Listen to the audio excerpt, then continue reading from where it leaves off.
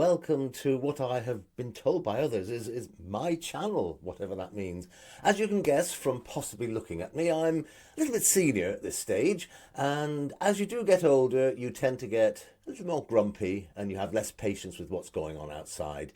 Now, the intention of this channel, while I'll be doing a few videos of around and about just to show where I live and places I like having a look at, the main reason for this is really as a consumer channel. Now, I'm not going to say I'm the great exposer of everything, but what the idea is that, unbeknown to a lot of people, we have scams that are official. Now, let me explain. Sitting out there in retail land, we are, as customers, often very much taken for granted, and I think the retailers think that we're stupid.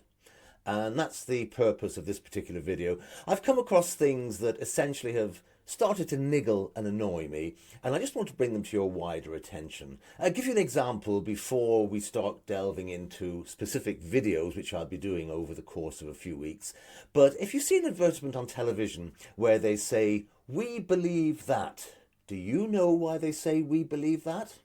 Well, the reason they say "we believe that" is because advertising standards and training standards won't allow them to say "it is."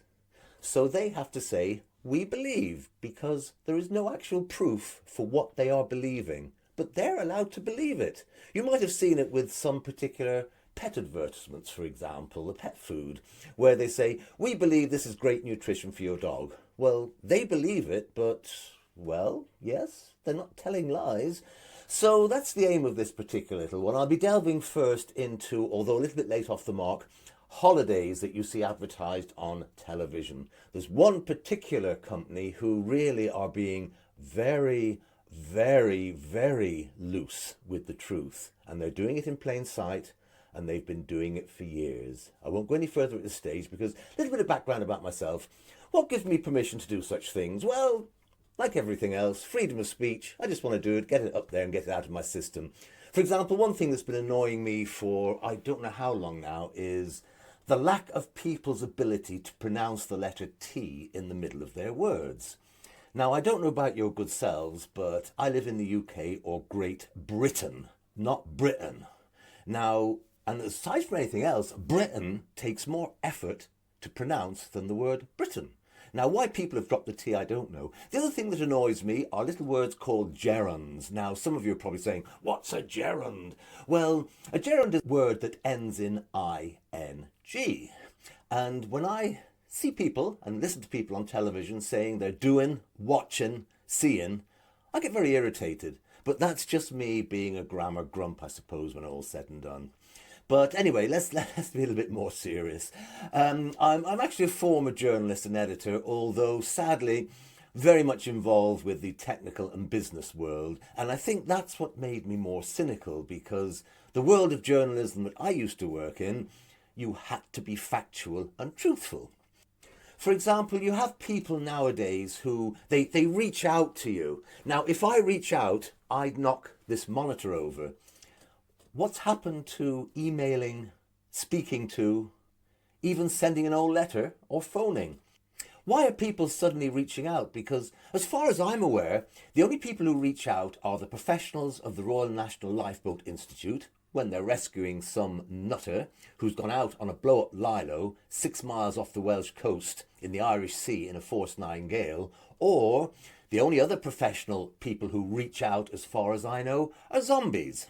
So when somebody says to me they're reaching out to me, I get very annoyed. And then when they reply, "You can reach back to me," is this some sort of seatbelt thing that you're reaching back? Speak English, for goodness sake. Don't obfuscate, there's a nice word, don't obfuscate plain language by trying to, big it up as something it's not.